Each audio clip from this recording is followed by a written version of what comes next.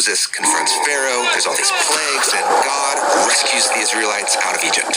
Sure, but there's more to it. The way out of slavery is only the first part of a bigger pattern.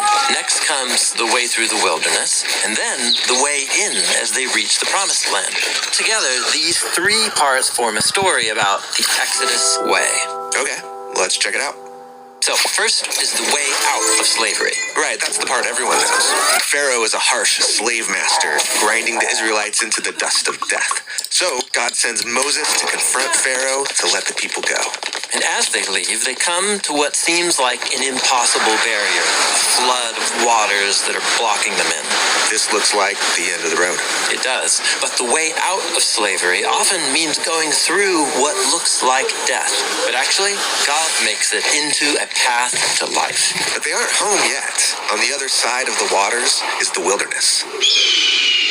A harsh and dangerous wasteland. And that brings us to the second part of the pattern. God leads them on the way through the wilderness. He provides for Israel's needs. Although, not in the way or timing they would prefer. Totally.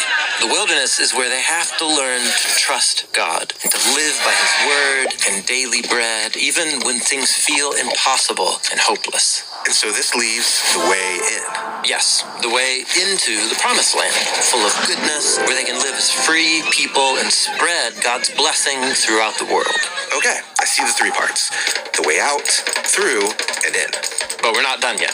When Israel gets into the land, this Exodus pattern begins all over again, like a melody on repeat. What do you mean?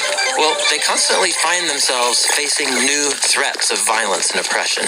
And to confront these new Pharaoh-like enemies, God raises up new Moses-like leaders to rescue the people and lead them out of slavery and into freedom again.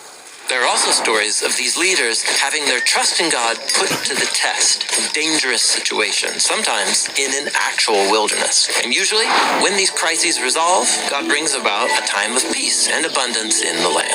So this Exodus pattern of the way out, through, and in, it's woven throughout all of Israel's story. Yes, but things turn tragic.